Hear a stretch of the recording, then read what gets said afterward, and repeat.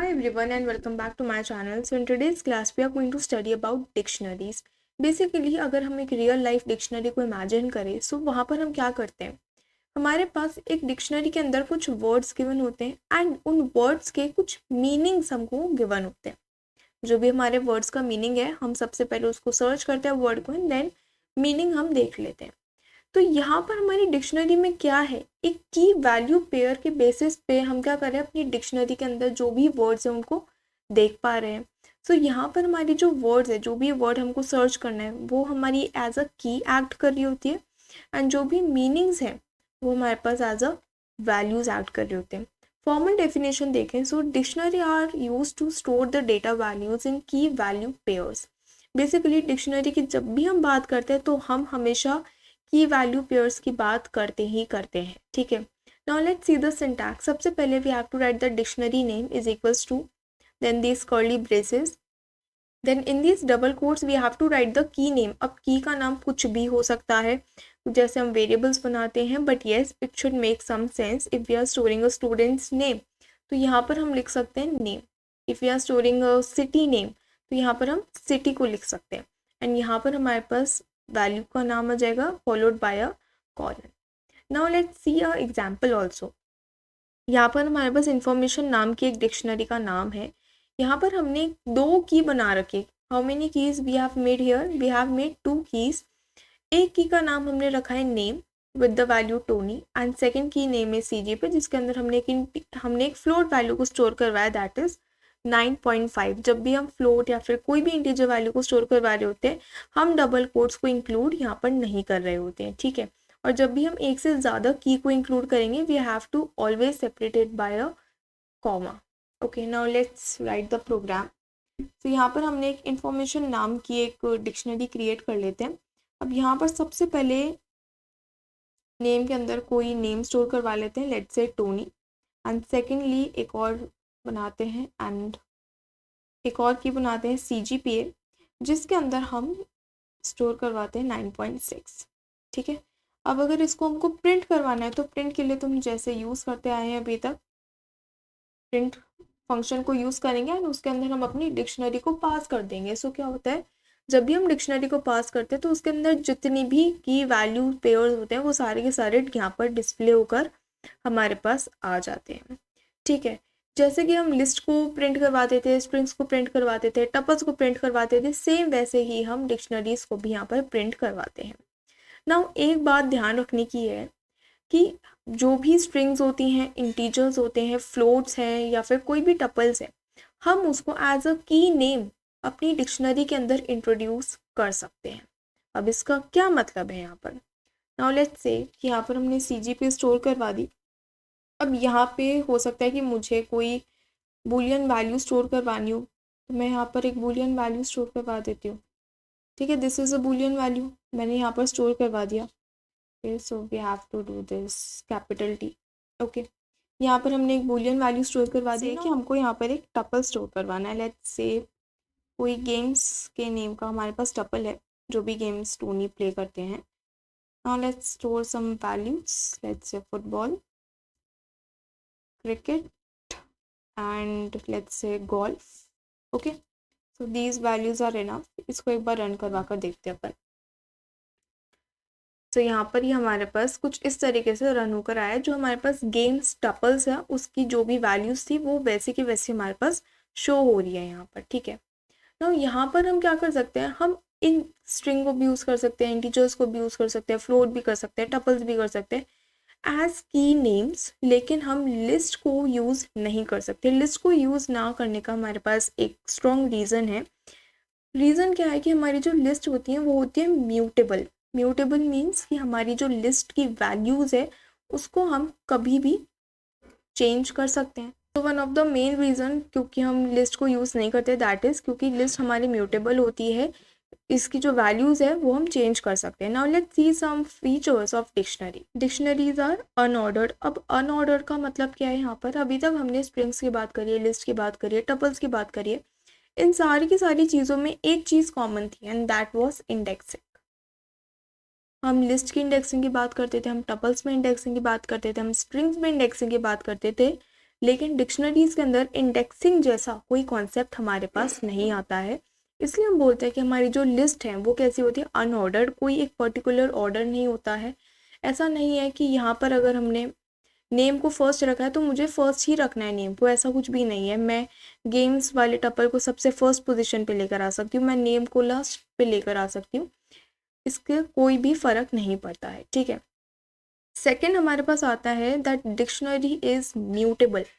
That means कि dictionary के अंदर अगर मेरे पास कोई ऐसी की वैल्यू पेयर है जिसकी वैल्यू को मुझे चेंज करना है, I can change it. Let's take an example. Let's ले लेते हैं यहाँ पर कि हमारे पास जो ये वैल्यू है दैट इज़ नेम। ओके, सबसे पहले we have to access information. सबसे पहले हमने ये जो डिक्शनरी हमारे पास है उसको हमने यहाँ पर एक्सेस कर लिया है। नाउ लेट्स से कि इसके अंदर मुझे क्या चाहिए कि जहाँ पर हमने लिख रखा है नेम, उसकी जो वैल्यू है I want to change it to let's say Casey. Okay, इसको हम बाहर कर लेते हैं, लेट्स से। ओके, ठीक है, यहाँ पर हमने क्या करा, हमने नेम की वैल्यू को यहाँ पर टोनी से कैसी के अंदर चेंज करवा दिया। नाउ हम इंफॉर्मेशन को वापस से प्रिंट करवा रहे हैं। तो इस बार क्या हुआ, इस बार हमारे पास टोनी प्रिंट नहीं होकर आया, इस बार हमारे पास क्या प्रिंट होकर आया, इस बार हमारे पास प्रिंट होकर आया कैसी। नाउ लेट्स से कि मैं इंफॉर्मेशन को वापस से एक बार प्रिंट करवा दूँ, तो क्या हमारे पास वापस से टोनी प्रिंट होकर आया? नहीं। इसका मतलब क्या है कि हमारा जो चेंज है, जो भी हम चेंज परफॉर्म कर रहे हैं वो हमारी जो ओरिजिनल डिक्शनरी है उसके अंदर परफॉर्म हो रहा है। यहाँ पे हमारे पास कोई भी कॉपी क्रिएट नहीं हो रही है। जैसे हम स्ट्रिंग्स पे कोई भी फंक्शंस काम में करते थे तो वहाँ पर एक कॉपी क्रिएट होती थी एंड जो भी हम चेंज करना चाहते हैं तब वो होता था, लेकिन यहाँ पर ऐसा कुछ भी नहीं होगा। ओके, तो यहाँ पर हमको अगर कोई भी ऐसा चेंज है जो कि हम चाहते हैं कि नहीं परमानेंटली ही चाहिए, तभी हम उसको डिक्शनरी में कुछ इस तरीके से एंटर कर सकते हैं। सिंटैक्स इसका क्या रहेगा, सबसे पहले डिक्शनरी का नेम लिखना है and by using the square brackets we have to write the name of the key. यहाँ पर हम की का नेम लिखते हैं क्योंकि हमारे पास कोई भी इंडेक्सिंग का कॉन्सेप्ट नहीं है एंड उसकी जगह पे हमको जो भी वैल्यू यहाँ पर रीराइट करनी है, रिप्लेस करनी है, वो हम यहाँ पर पास कर सकते हैं। ओके, नाउ लेट्स से कि यहाँ पर तो हमने एक वैल्यू को चेंज करा है। ये भी तो हो सकता है कि मुझे पहले मैंने डिक्शनरी को क्रिएट कर दिया एंड देन हमको याद आया कि नहीं मुझे की वैल्यू पेयर और इसके अंदर ऐड करना है। तो ऐड करने के लिए हम क्या कर सकते हैं, we can simply write information, info लिख सकते हैं। यहाँ पर हम अपना कोई भी एक न्यू की पेयर ले सकते हैं। लेट्स से सिटी को ले लेते हैं कोई एक न्यू पेयर एंड यहाँ पर हम असाइन कर देते हैं पुणे। ओके, इसको प्रिंट करवा देते हैं एक बार। लेट्स सी कि क्या हमारी जो ये सिटी की है ये इंटीग्रेट हुई है। यस, ये इंटीग्रेट हो गई है। यहाँ पर हमारे पास एंड के अंदर यहाँ पर इंटीग्रेट हो गई है। यहाँ पर हमको कोई एक अलग से सिंटैक्स यूज़ नहीं करना पड़ता कि हम यहाँ पर कोई न्यू की को ऐड करवाना चाहते हैं तो उसके लिए कोई अलग से syntax. It is very easy. अगर हमको किसी भी की को एक्सेस करके उसकी वैल्यू चेंज करनी है तो हम कुछ इस तरीके से कर सकते हैं। सेम मेथड से हम एक न्यू की वैल्यू पेयर को यहाँ पर ऐड भी कर देख सकते हैं। The third feature is that dictionaries don't allow multiple keys. अब यहाँ पर मल्टीपल कीज का क्या मतलब है, हो सकता है कि किसी यूज़र ने क्या करा, नेम नाम से उसने एक की ऑलरेडी क्रिएट कर दी, उन्होंने क्या करा, उन्होंने एक और की क्रिएट करी विद द सेम की नेम। उन्होंने नेम के नेम से ही एक और क्रिएट कर दी की, लेकिन अब यहाँ पर उनको स्टूडेंट का नेम शो नहीं करवाना था, उनको क्या करवाना था, यहाँ पर उनके स्कूल का नेम यहाँ पर शो करवाना था। Let's say it is some ABC school. Okay, और कॉलेज ले लेते हैं अपन। यहाँ पर ABC कॉलेज है, यहाँ पर कोई उसका नेम यहाँ पर शो करवाना था। अब लेट्स सी कि यहाँ पर इसको हम कमेंट आउट कर देते हैं, नहीं तो हमारे पास यहाँ पर वैल्यूज चेंज हो जाएंगी। Okay, now let's run. Okay, तो यहाँ पर अब क्या हुआ, यहाँ पर हमारे पास नेम की जगह पे क्या प्रिंट होकर आ गया, यहाँ पर हमारे पास ABC कॉलेज प्रिंट होकर आ गया। लेकिन मुझे तो ऐसा नहीं चाहिए था, मुझे क्या चाहिए था कि नहीं पहले मेरे पास नेम में टोनी आना चाहिए, then I should get 9 as a CGPA, देन हमारे पास कॉलेज का नेम आना चाहिए। लेकिन यहाँ पर क्या हो रहा है, यहाँ पर हमने जो सेकंड टाइम नेम की लिखा उसकी जो वैल्यू लिखी उसकी वजह से हमने जो फर्स्ट की नेम लिखा उसकी वैल्यू क्या हो गई, ओवरराइड हो गई। ABC कॉलेज जब यहाँ पर आ गया, अब वो टोनी को रीड ही नहीं कर रहा, उसने क्या करा, उसने ओवरराइट कर दिया एंड यहाँ पर CGPA के बाद जो हमने की ऐड करी थी वो यहाँ से रिमूव कर दी। इसीलिए अगर हमको चाहिए कि नहीं हमारी जो सारी की सारी कीज़ है जिस ऑर्डर में हमने लिख रखी है उसी ऑर्डर्स के अंदर यहाँ पर मेंशन होनी चाहिए, तो उसको हम एक यूनिक की नेम हमको यहाँ पर मेंशन करना पड़ता है। सेम कीज हम यहाँ पर मेंशन नहीं कर सकते। Yes, if you want to mention the name, यहाँ पर वैल्यू सेम हो सकती है। लेट्स से कि यहाँ पर एक फैक्टर ले लेते हैं एज एंड यहाँ पर लेट्स से हम 9 पास कर रहे हैं। ओके, 9 एज अ एज हम यहाँ पे पास कर रहे हैं, तो एज में यहाँ पर कोई भी वैल्यू, तो यहाँ पर वैल्यूज़ के अंदर कोई भी एरर हमको यहाँ पर शो नहीं होगी क्योंकि values can be same, but हमारे पास जो की है, की का नेम यहाँ पर सेम नहीं होना चाहिए। ठीक है, now let's say if you want to access key value pair, तो हम किस तरीके से एक्सेस कर सकते हैं। हो सकता है कि मुझे यहाँ पर एक की वैल्यू पेयर को एक्सेस करना है, तो सबसे पहले हम क्या करते हैं, हम डिक्शनरी का नेम लिखते हैं and then we write the name of the key we want to access. सबसे पहले हमको यहाँ पर नेम ऑफ द की से ही काम चलता है। Let's say I want to access games. ठीक है, मुझे गेम्स को यहाँ पर एक्सेस करना है, इसको हम रिमूव कर देते हैं। लेट्स सी कि हमारे पास क्या गेम्स का आता है। यस, हमारे पास सिर्फ और सिर्फ गेम्स वाली वैल्यूज जो है वो यहाँ पर शो हो रही है। लेट्स से कि यहाँ पर नेम पास कर देते हैं, रन करवाते हैं, तो यहाँ पर हमारे पास सिर्फ नेम शो हो रहा है, दैट इज टोनी।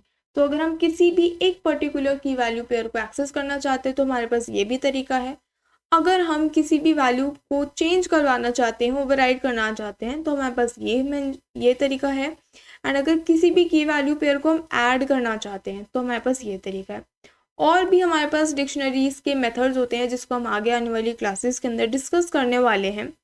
अब हो सकता है कि मुझे डिक्शनरी, एक एम्प्टी डिक्शनरी क्रिएट करनी हो सकता है कि मुझे अभी काम नहीं है, but I know in future मुझे उस डिक्शनरी से काम पड़ सकता है।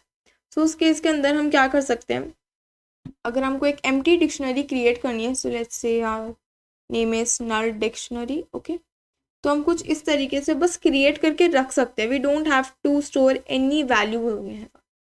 इसको हम काम करते हैं।